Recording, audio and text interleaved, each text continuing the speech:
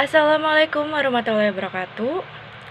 Perkenalkan, kami dari kelompok 5 ingin membahas materi tentang audit terhadap siklus pengeluaran pengujian substansif terhadap aktiva tetap. Sebelum membahas materi, alangkah lebih baiknya izinkan saya untuk memperkenalkan anggota dari kelompok 5 terlebih dahulu. Yang pertama itu ada Firman Setiawan dengan NIM 200121060 sebagai pemateri 1 mengenai tentang pengertian aktiva tetap dan perbedaan karakteristik aktiva tetap dengan aktiva lancar. Dan yang kedua, ada Indra Mawati dengan NIM 200121037 sebagai moderator sekaligus pemateri kedua mengenai tentang perbedaan pengujian substansi aktiva tetap dengan aktiva lancar, serta membahas tentang prinsip akuntansi berterima umum dalam penyajian aktiva tetap di neraca. Serta yang terakhir ada Rifli Arinugraha dengan NIM 200121050 sebagai pemateri ketiga mengenai tentang tujuan audit terhadap saldo aktiva tetap dan prosedur audit aktiva tetap. Baiklah, untuk mempersingkat waktu, mari kita bahas materi yang pertama. Untuk Saudara Firman, saya persilakan. Baik, terima kasih kepada moderator. Di sini saya akan menjelaskan tentang aktiva tetap. Aktiva tetap adalah aktiva yang bersifat tetap. Maksudnya, aktiva ini sulit untuk diubah menjadi kas, karena dibutuhkan prosedur yang rumit dan waktu yang cukup lama dalam prosesnya untuk mengubah menjadi kas. Aktiva tetap dalam perusahaan manufaktur umumnya tergolong menjadi 5, yaitu pertama, tanah dan perbaikan tanah, 2, gedung dan perbaikan gedung, 3, mesin dan equipment pabrik, 4, mebel, 5, kendaraan. Menurut Standar Akuntansi Keuangan 2002 nomor 162 paragraf 5, aktiva tetap adalah aktiva tetap berwujud yang digunakan dalam bentuk siap pakai atau dengan dibangun terlebih dahulu yang digunakan dalam operasi perusahaan. Tidak dimaksudkan untuk dijual dalam rangka kegiatan normal perusahaan dan mempunyai masa manfaat lebih dari 1 tahun. Kesimpulan dari definisi di atas adalah sifat-sifat aktiva tetap berwujud digunakan dalam operasional perusahaan, tidak untuk diperdagangkan, umur ekonomisnya lebih dari 1 tahun, yang sifatnya relatif tetap atau permanen, dan wujud aktiva fisik tersebut yaitu secara fisik artinya dapat dilihat dan dirasakan dengan panca indera. Yang kedua yaitu perbedaan karakteristik aktiva tetap dan aktiva lancar. Aktiva tetap memiliki karakteristik yang berbeda dengan aktiva lancar. Jika auditor tidak menyadari dampak perbedaan karakteristik aktiva lancar dengan aktiva tetap, ia tidak akan melakukan pengujian substantif dan dengan efektif terhadap dua golongan tersebut. Perbedaan yang pertama yaitu akun aktiva tetap mempunyai saldo yang besar di dalam neraca. Transaksi perubahannya relatif sangat sedikit, namun umumnya menyangkut jumlah rupiah yang besar. Yang kedua, kesalahan pisah batas transaksi yang bersangkutan dengan aktiva tetap mempunyai pengaruh kecil terhadap perhitungan laba rugi.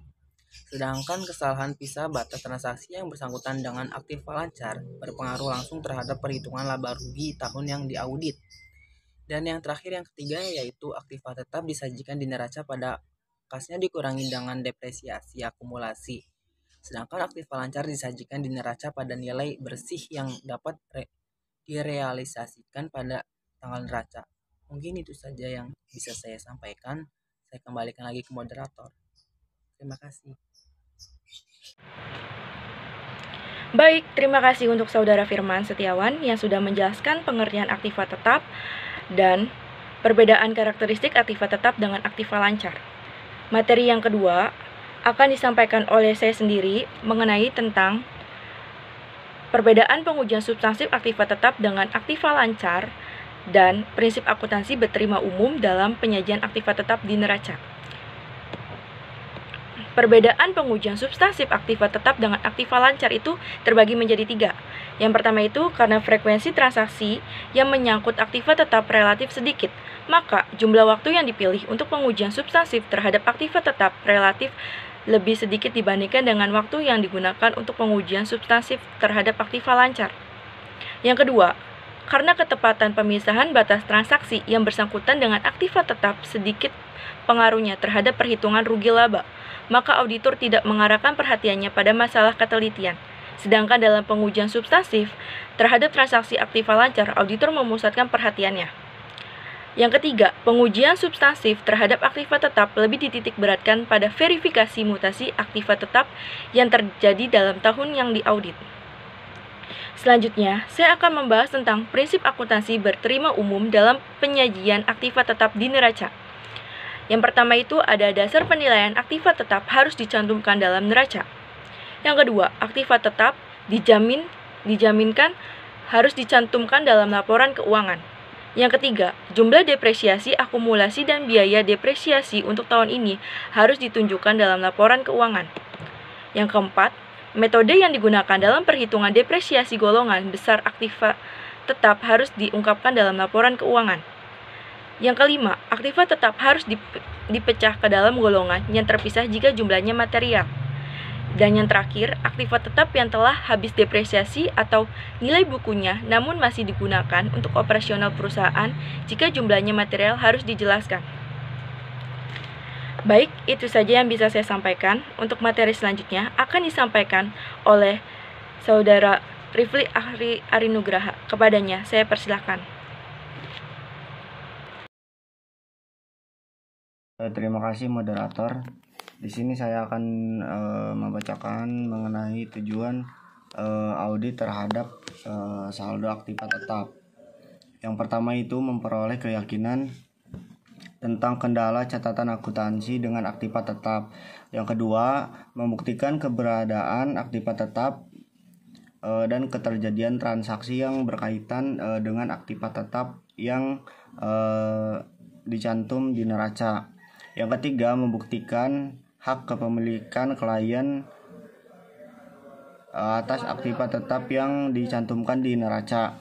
Yang keempat, membuktikan kewajaran penilaian aktiva tetap yang dicantumkan di neraca. Dan yang terakhir yaitu membuktikan kewajaran penyajian dan pengungkapan aktiva tetap di neraca. Untuk hal tersebut, maka auditor dapat melakukan rekonsiliasi antara saldo aktiva tetap yang dicantumkan di dalam neraca dengan aktiva tetap yang bersangkutan di dalam buku besar, dan selanjutnya ditelusuri ke jurnal pengeluaran kas, jurnal umum, dan buku pembantu aktiva tetap. Nah, yang selanjutnya itu prosedur audit terhadap aktiva.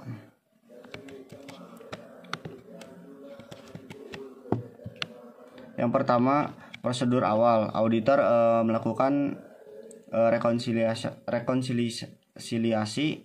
antara informasi aktiva tetap yang dicantumkan di neraca dengan catatan akuntansi pendukungnya. Rekonsiliasi ini perlu dilakukan agar auditor memperoleh suatu keyakinan yang memadai bahwa informasi aktiva tetap yang dicantumkan di neraca didukung dengan catatan akuntansi yang dapat dipercaya. Oleh karena itu, audit melakukan 6 prosedur audit sebagai berikut. Yang pertama itu usut saldo aktiva tetap yang tercantum di dalam neraca ke saldo aktiva tetap bersangkutan di buku besar.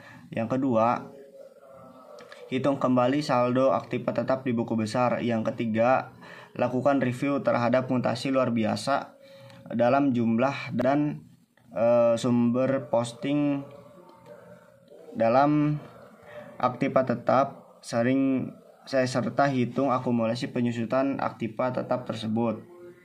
Yang selanjutnya, usut saldo akun aktiva tetap ke kertas kerja tahun lalu.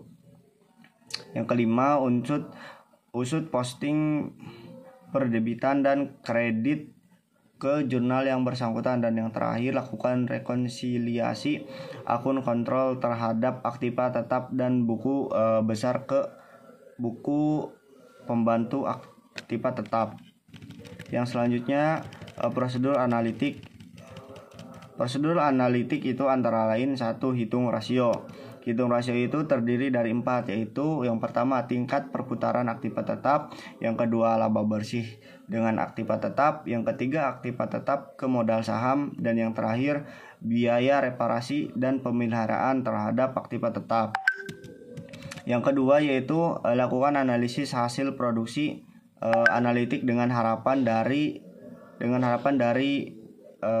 dasar pada data masa lalu, baik data anggaran maupun data realisasi. Yang ketiga, prosedur pengujian terhadap transaksi rinci. Yang pertama, periksa tambahan aktiva tetap ke dokumen yang mendukung transaksi pemerolehan aktiva tetap. Yang kedua, periksa kekurangannya aktiva tetap ke dokumen yang mendukung transaksi tersebut. Yang ketiga, periksa ketetapan pisah batas transaksi aktiva tetap. Dan yang terakhir, lakukan review terhadap akun biaya maintenance maupun biaya reparasi. Yang selanjutnya, prosedur pengujian terhadap saldo akun rinci. Yang pertama itu lakukan inspeksi atau peninjauan terhadap aktiva tetap, yakni yang terdiri dari 3. Yang pertama, lakukan inspeksi terhadap tambahan aktiva tetap. Yang kedua, lakukan penyelidikan dan sesuaikan jika terjadinya perbedaan. Dan yang terakhir yaitu periksa dokumen yang mendukung pembayaran dan pembelian aktiva tetap setelah tanggal neraca. Yang kedua, periksa bukti hak kepemilikan aktiva tetap dan kontrak yang mendukung penggunaan aktiva tetap tersebut. Dan yang terakhir yaitu melakukan review terhadap penyusutan aktiva tetap. Yang kelima, prosedur verifikasi penyajian dan pengungkapan. Bandingkan penyajian aktiva tetap dengan prinsip aktiva yang diterima umum, itu ada 2. Yang pertama, pemeriksa klasifikasi aktiva tetap di neraca, dan yang kedua yaitu periksa pengungkapan yang bersangkutan dengan aktiva tetap.